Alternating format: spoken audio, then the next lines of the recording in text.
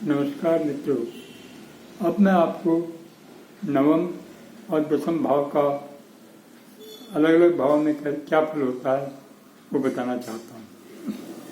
कृपया ध्यान से सुनिए और अच्छा लगे तो लाइक करें।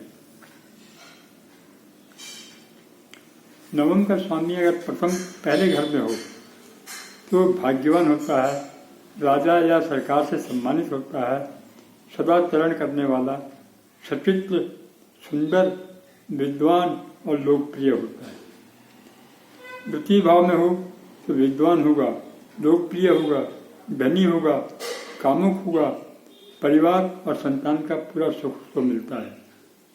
तृतीय भाव में होगा तो भाई बहनों का सुख उसे मिलता है, धनी होता है, चतुर होता है, सदाचरण करने वाला होता है,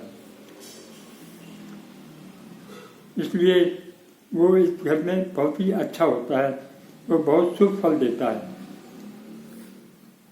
चतुर्थ भाव में होगा तो भूमि, भवन और वाहन का सुख मिलेगा, माँ की ओर से सब प्रकार का सुख मिलेगा। पंचम में होगा तो संतान सुख, गुरु के प्रति निष्ठावान, सचेतित, धार्मिक प्रवृत्ति, विद्वान और प्रतिष्ठित, प्रसिद्ध, धनवान होगा। छठे भाव में होगा तो कभी धन प्राप्त होना, कभी धन का नाश हो जाना, माँ के संबंधियों से हमेशा उसकी शत्रुता रहती है। माँ के संबंधी मतलब आपके मामा वगैरह जो भी हैं, मामा मामी, उन सबसे बुरे संबंध रहेंगे। सप्तम भाव में हो तो विवाह के बाद उसकी अगर शादी हो, शादी के बाद वो बहुत भाग्यवान हो जाता है, वो विद्वान होता है और प्रसिद्ध होता है। अगर पढ़ाई कम की है तो पढ़ाई भी पूरी कर लेता है। अष्टम भाव में हो तो वो हर प्रकार से अभागा होता है और हर चीज में उसको नुकसान होता है और सबसे अधिक अशुभ स्थिति उसकी नवम भाव के स्वामी की अष्टम में सबसे बुरी स्थिति होती है। नवम अगर नवम में ही बैठा हो, इस स्थिति में नवम का स्वामी स्वराशि में होगा, अत्यंत भाग्यवान, जो चाहता है प्राप्त कर लेता है। यदि नवम का स्वामी चर राशि में हो तो जातक विदेश जाता है।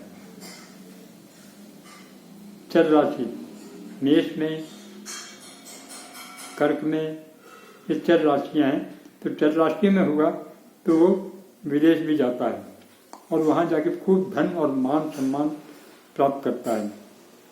अगर दशम में हो तो राजा या राजा का मंत्री बनता है, या प्रधानमंत्री बनेगा, या राष्ट्रपति बनेगा, या उच्च पदाधिकारी बनेगा, मतलब जहाँ भी बनेगा उसको बहुत अच्छी पोस्ट मिलेगी। एकादश में हो तो सदा लाभ, गुरुजनों के प्रति आज्ञाकारी और निष्ठावान, चतुर होता है और हर तरह का सुख उसको मिलता है। द्वादश में होगा तो अभागा, जो भी दूसरों के धन के ऊपर जीता रहेगा। अगर धन कमाता भी है तो वो धन जो है एकदम ऐसा चला जाता है कि बिल्कुल गरीब हो जाता है। ये था दसम भाव का, ये था नवम भाव का स्वामी का हर घर में अलग अलग प्रभाव। अब दसम के स्वामी का सुनिए। दसम का स्वामी अगर प्रथम घर में है तो विद्वान होगा, प्रसिद्ध होगा, धनवान होगा, कवि होगा। बचपन में रोगी रहता है लेकिन फिर स्वस्थ हो जाता है, दिन प्रतिदिन उसका धन बढ़ता ही रहता है। द्वितीय में होगा सुखी होगा, धनवान होगा, सरकार से सम्मानित होगा, फिर दानी होगा, कमाए हुए धन को दान भी करता है और जीवन में हमेशा उन्नति करता है। तृतीय भाव में होगा तो साहसी होगा, नौकरी से धन प्राप्त होता है, परिश्रम करके उन्नति कर लेता है। चतुर्थ में होगा तो ये बहुत ही अच्छी स्थिति है अगर चतुर्थ में है, क्योंकि यहाँ वह अपने भाव को पूर्ण दृष्टि से देखता है। माता की ओर से सुख, वाहनों का सुख, वाहनों का स्वामी, भूमि भवन जो चाहता मिलता है, धनवान और विद्वान होता है। दशम का स्वामी चतुर्थ भाव को पूरी दृष्टि से देखता है, आमने सामने।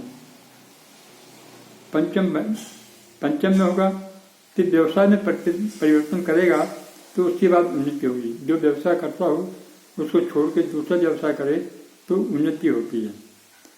उच्च शिक्षा प्राप्त करता है, विद्वान होता है, कुशाग्र बुद्धि का होता है, धनवान होता है, संतान सुख मिलता है।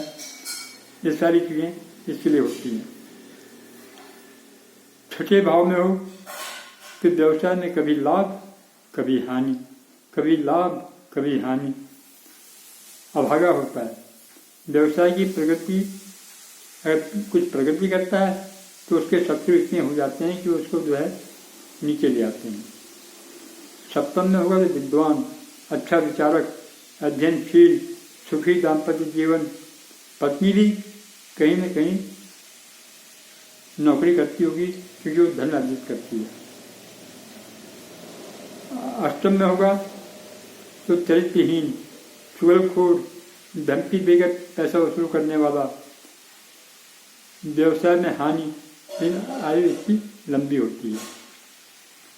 नवम में होगा तो हालांकि वो विद्वान होता है, ज्योतिषी बनता है, सब कुछ करता है, लेकिन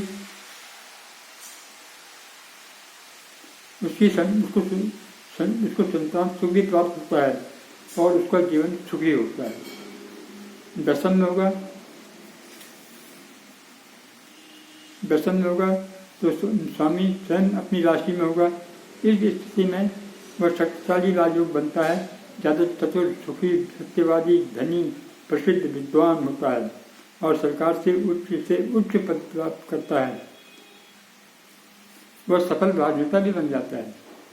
एकादश में होगा तो संतान सुख, सदा सुखी, अपने प्रयत्नों से धन कमाता है। वो किसी से मांगता नहीं, किसी से छीनता नहीं, कुछ नहीं करता, अपने प्रयत्न करता है, उससे वो धन कमाता है। द्वादश में होगा तो जो भी धन उसके पास है वो या तो टैक्स में चला जाएगा या जुर्माना लगेगा, दुखी रहेगा, व्यवसाय में हानि, गुप्त शत्रुओं के द्वारा व्यवसाय में बाधाएं। अगर व्यवसाय करता है तो गुप्त शत्रु ऐसे होते हैं कि जो उसके पीछे से कन्नी काटते हैं। तो ये है आज नवम और दसम भाव का फल मैंने आपको बताया। कल मैं 11वां और 12वें भाव का फल आपको बताऊंगा। उसके बाद हमारा ये कार्यक्रम यहीं पे समाप्त हो जाएगा। आशा है आपको पसंद आ रहा होगा, नोट कर लीजिए, क्योंकि यही चीज़ें हैं जो जीवन में काम आती हैं जब किसी की कुंडली देखनी हो। कुंडली देखते समय हमें हमेशा ध्यान रखना चाहिए कि हमें कैसे देखना है। वो कैसे देखना है ये मैं इसके बाद बताऊंगा। धन्यवाद, आपका बहुत बहुत धन्यवाद।